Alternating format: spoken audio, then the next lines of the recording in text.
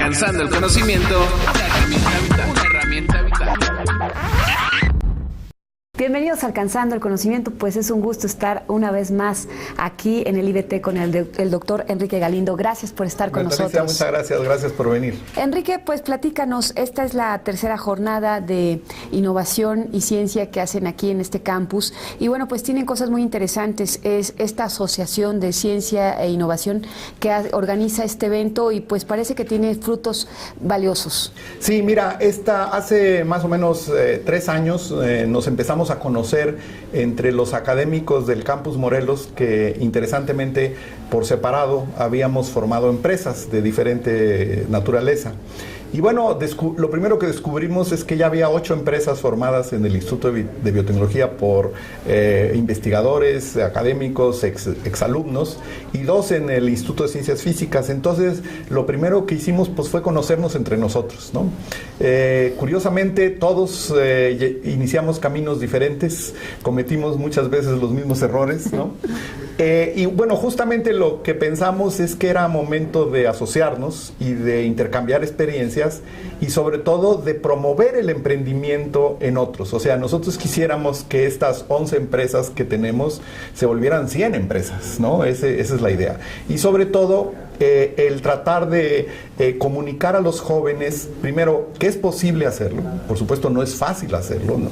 Yo siempre digo que nada que valga la pena es fácil hacerlo, pero es tremendamente gratificante y realmente como empresa uno tiene la gran fortuna, por ejemplo en mi caso como biotecnólogo, en haber desarrollado un producto que ya está resolviendo un problema de agricultores, ¿no?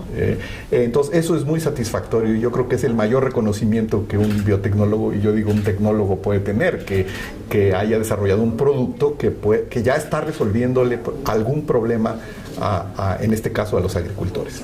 Entonces, estas empresas decidimos conformarnos hace un año como una asociación civil que se llama Innovación Conciencia, en la que es una sociedad de personas, pero realmente somos un club de empresas spin-off, nos seguimos llamando el club, porque trabajamos como club, justamente, que esa es la idea. Es una organización informal, estamos constituidos porque eso te permite generar ciertos recursos, firmar ciertos convenios y demás.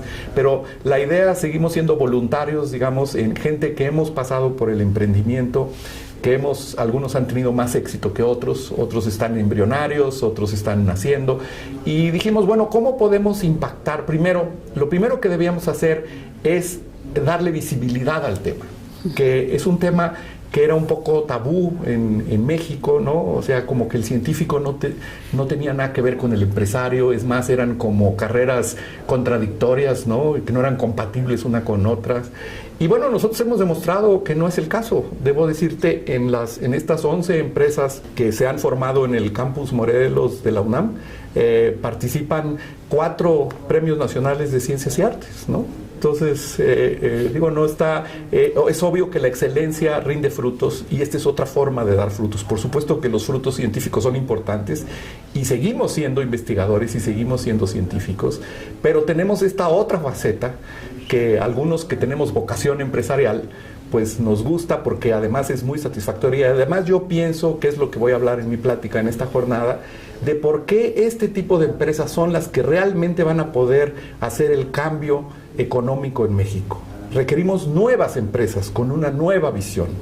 Y está plenamente demostrado en países como Israel, como Corea del Sur, que el conocimiento, y ahí tu empresa pues obviamente no puede estar más cercana a esta filosofía de alcanzar el conocimiento, tiene justamente que en eso, yo digo que aquí además de alcanzando el conocimiento se alcanza también el bienestar, ¿no? Y se puede impactar en la economía. Las empresas de base tecnológica en México de alto impacto son todavía muy pocas, ¿no? Y bueno, nosotros, nuestro granito de arena como esta asociación de empresarios universitarios, de empresarios investigadores, es tratarles de motivar a los jóvenes para que emprendan. Y tenemos talento extraordinario. Solo en el Instituto de Biotecnología tenemos 300 estudiantes de posgrado, ¿no? y que muchas veces no están consiguiendo los mejores empleos para lo que fueron educados, ¿no? Tristemente en México, los más preparados son los que tienen más probabilidades de estar desempleados, ¿no? ¿Y cuál es la razón de eso? La razón de eso es que no se han creado, nuestro sistema económico, por las razones que quieras, no ha creado estas empresas. En México se ha creado muchos empleos, como se publicita ahora por el gobierno, pero son empleos de un salario mínimo, de 2 salarios mínimos. Eso no va a cambiar la economía del país. De hecho, tenemos 50 años con el 40% de la población en pobreza.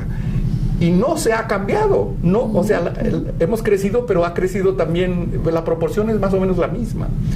Y yo creo que si esas empresas tradicionales no lo han hecho, lo tienen que hacer, como está demostrado que lo han podido hacer en otros países, empresas de base tecnológica de alto impacto, que generen productos innovadores, ¿sí?, de alto valor, y que generen, por lo tanto, empleos de alta remuneración y de alta especialidad. Y yo creo que en México no tenemos limitante de talento, ni tenemos limitante de recursos humanos. Y yo digo también que ya no tenemos limitante de infraestructura en nuestros centros de investigación. Realmente la comunidad científica en México ya es una comunidad, debería ser 3 veces lo que es para estar en el promedio de la OCDE, ¿no? Eso está claro.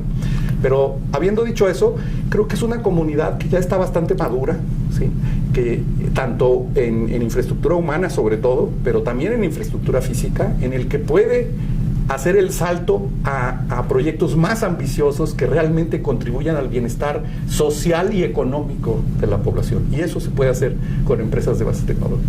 ¿Estas 11 empresas son de la región o son de diferentes partes? No, estas 11 empresas son del Campus Morelos de la UNAM. Solamente. Hay otras empresas que se han creado en el Parque Tecnológico de aquí del Estado, en la Universidad Autónoma del Estado de Morelos, sabemos, y tenemos muy buenas relaciones con esas empresas. De hecho, los hemos invitado a otras jornadas.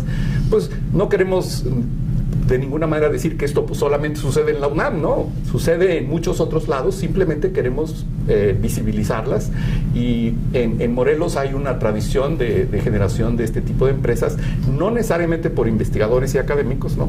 Pero estas 11 de este club, de esta asociación civil, son 9 del Instituto de Biotecnología, que somos académicos o exalumnos, y 2 empresas del Instituto de Ciencias Físicas. Y bueno, en esta charla que darás en unos minutos y con esta nueva jornada, ¿qué se pretende lograr? Que los chicos, los jóvenes tengan esta mirada diferente, que sepan que si no encuentran trabajo en alguna industria enorme, que ellos pueden también poner sus propias empresas, pero emprender una empresa no es tan sencillo. No, por supuesto que no es sencillo, pero ante el desempleo es mejor. Tan alto que hay, sobre todo para nuestros educados, yo creo que es yo me siento hasta con una responsabilidad moral, ¿no?, con los estudiantes de posgrado, de que hay que dar, obviamente la empresa y el emprendimiento no es para todos, hay gente que no le gusta esto, está bien, o sea, y esto no tiene por qué afectar a las otras áreas de la ciencia y de la tecnología, pero aquellos que tengan vocación, que curiosamente hemos visto en los 3 cursos que ya hemos dado de un tópico selecto en nuestra maestría en ciencias bioquímicas, este grupo, una de las acciones concretas es, dijimos, bueno, ¿por qué no ofrecemos un curso sobre emprendimiento? Y es un curso formal de la maestría en ciencias bioquímicas, y ya llevamos 3 años dándolo, y hemos tenido una demanda creciente de estudiantes. Eso quiere decir que es un curso optativo, y es curioso, muchos estudiantes toman el curso aunque ya no requieran los créditos, ¿no? Entonces eso nos da más gusto todavía, porque, ¿sí?, o sea, ya no lo toman por los créditos que les va a dar para la maestría, ya cubrieron sus créditos, pero quieren tomar el curso, quieren alcanzar el conocimiento y alcanzar el bienestar y alcanzar la innovación, ¿no? Entonces yo creo que eso ha sido, muchas instituciones nos han pedido el mismo curso, si podemos dar versiones cortas, ¿no? Y hemos hecho algunos ensayos en 2 o 3 lugares en que damos el curso, pues que es de un semestre, pero darlo en una semana o en 2 días, los conceptos básicos. Y creo que la característica principal que tiene este curso, a diferencia de los muchísimos cursos que se ofrecen en el mercado de innovación y de emprendimiento, es que en este caso los profesores somos personas que hemos pasado por la innovación y el emprendimiento. La hemos vivido, la hemos sufrido, la hemos gozado con el emprendimiento y tenemos casos concretos de éxito, también de fracaso, por supuesto, pero de eso se aprende incluso más. Entonces les podemos de alguna manera platicar ejemplos reales y predicar con el ejemplo, ¿no? No somos teóricos del emprendimiento que ahora abundan, sí, o los teóricos de la innovación, ¿no? Que curiosamente cuando uno ve los currículums de estas gentes que dan cursos y que hacen muy buen negocio dando este tipo de cursos, nunca han emprendido nada ni nunca han innovado nada en su vida que no sea dar el curso, ¿no? Y obtener recursos con eso, ¿no? Entonces, esa es otra de las características y por eso queremos hacerlo. Entonces esta jornada pues trata de motivar, primero dar visibilidad a estas actividades que antes, estas empresas, estas 10 empresas tienen 15 años, se han creado en diferentes momentos, pero digamos 8 de ellas tienen más de 10 años de formadas y nadie sabía de ellas, ni sabía que se podía, ¿no? Entonces lo primero, el objetivo primero es visibilizar, es decir, sí se puede, no es fácil, es muy reconfortante, ¿sí? Es trabajar duro, obviamente es trabajar doble, ¿no? Pero vale la pena. Y segundo, y se puede hacer aquí en Morelos, se puede hacer aquí en el Instituto de Biotecnología, en el Instituto de Ciencias Físicas, lo pueden hacer estudiantes nuestros, ¿no? Y hay empresarios líderes en base tecnológica que dan este curso y que les cuentan la historia, pues como ha sucedido, ¿no? Entonces, esa es y la otra de las cosas que hemos tenido como objetivos de estas jornadas, sobre todo en la segunda y ahora en la tercera, es llamar la atención sobre el cambio a la ley, que es de mi plática principalmente, el cambio a la ley que se cambió el 8 de diciembre del 2015, un decreto presidencial cambió la ley de ciencia y tecnología y de la ley de funcionarios públicos para eliminar el conflicto de interés y promover la innovación y el emprendimiento entre el sector académico, ¿no? Sin embargo, no ha tenido muchos frutos. Ese es el problema. El decreto se expidió el 8 de diciembre del 2015 y daba 6 meses para que las instituciones emitieran lineamientos específicos para pues un decreto es necesariamente general, ¿no? Pero es muy claro, yo voy a hablar de eso hoy en mi plática. ¿Y qué pasó ahí? Bueno, el problema es que a un año de que se venció el plazo legal para que las instituciones, la mayor parte de las instituciones públicas de este país no han emitido sus lineamientos.